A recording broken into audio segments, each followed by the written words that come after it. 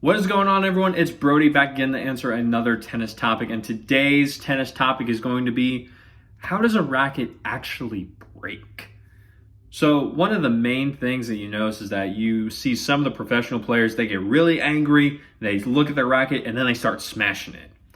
That is probably the most common way for a tennis racket to break. People get mad. They do not like what they did. They don't like how the match is going. So they take their racket and they go to town smashing it. Pretty effective. And then you don't have a racket. So hopefully you have a backup. The pros, they got backups. Us mortal players, we may not have backups. So not necessarily the best way to go about it, but it is one of the ways to destroy your racket. So that one, number one, you can smash it on your own, of your own anger. Cool. Number two is what's known as stress fractures or the racket cracking. So stress fractures, the racket cracking, can be caused from two different things. One is going to be when you mishit the ball with instead of hitting the strings with the tennis ball, you hit the actual frame of the racket itself with the tennis ball. So what that means is you are going to say for your forehand, you miss it, you mishit, and you get the ever-knowing frame that all tennis players know and will come to either love or hate because they are both funny and at times awful. So if you hit a frame, then what can happen is, because of how fast and how much impact the ball had on the racket frame, it can start to make the rackets begin to crack. That crack in the racket will then start to damage the structure of it entirely, causing not only more vibrations and more shock to come back to the player's arm, but also cause the racket to not be as stable as it was before it was cracked. So with that crack being very detrimental to the integrity of the racket, meaning like crack bad and the racket's not going to play that well anymore, there's a few things you can't do with that racket now that it's cracked. One, you can't get it restrung anymore. If you try and restring a racket with a crack in it, there's a big and high chance that you're just going to make the crack worse, and then you'll see the crack start like splitting throughout the entirety of the frame or wherever the area around it is. And eventually, as the stringer goes to pull the string to make it tight into the racket or pull tension on it, that's when the racket's just going to go and it's going to fly everywhere off the machine into wherever room they're at, potentially harming the stringer because of the debris that gets launched from the machine when they try and pull tension on it. So if you have a cracked racket, do not attempt to give it to a stringer. If you give your racket to a stringer and they do their due diligence to where they find a crack in it and they give it back to you, be glad, because the stringer not only saved themselves, but they also didn't want the racket to get damaged anymore. So it's not that big of a deal. You are out of a racket, I'd say, but it's better to know that and get a new one than continue playing with that one and then get hurt because of it.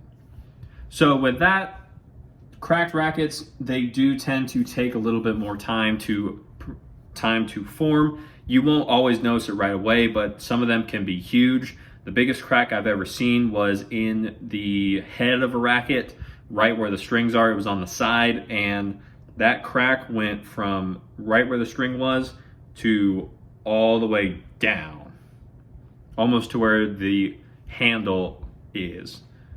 Well, the handle starts for the racket. The crack was insane.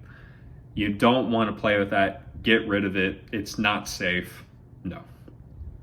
Now, one of the other ways that a crack can happen in a racket, besides the typical smash of you deciding to smash it, or the just stress from hitting the ball on the frame itself and not the strings, is going to be from the stringing of the racket.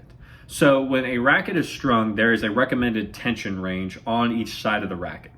So the racket will say something between like 50 to 60 pounds or 20 to 25 kilos. It depends. And that is the recommended range from the manufacturers. They say like this racket will perform very well if you string between this range and this range. If you go above that range or you start stringing towards the higher side of it, it is much more likely that you're going to cause problems to the racket.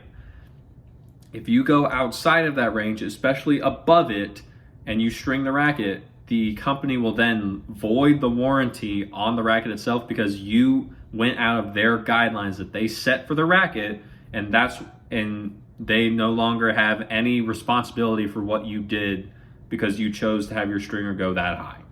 If you like a higher tension, that's okay, but you have to find a racket that's suitable for it rather than just finding one that you like to play with, but you want the higher tension just because. You don't want to break the racket because not only will you not be getting any money back from the breakage of the racket because you are the one who said, no, let's go above the recommended range, which if the tennis place you're going to is running a legit operation and they allow that, then I don't know why you would want to go there because that's not safe. Anyway, if you go forward and make sure that the racket is getting strung in the right tension range, you should be able to avoid this problem altogether. Sometimes rackets are just not made the best. There was a big one with the Babolat Pure Aero, I believe was from 2015. That version of the racket was very prone to getting stress fractures from just being strung because it wasn't the most durable racket on the inside. So when the stringers would go to pull tension on the racket, sometimes cracks would just form and no one would know until it was too late. So you have to do a little bit of due diligence when researching the brands. Other than that, there's not really many rackets out there, and Babolat has since fixed the problem. There's almost none that have this stress fracture problem unless you go outside of that designated tension range, which you should never do. So that's pretty much the main ways that a racket's gonna really just crack or just stop being able to be used on you.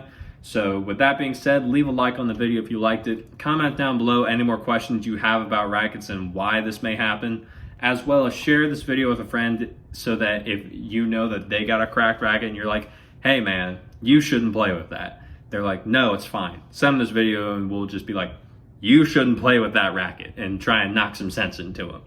So as always, like the video, leave a comment down below, subscribe to the channel so we can get this message out there to the people who need it rather than a lot of the tennis misinformation that's going around in the tennis community, and share the video with a friend as well again.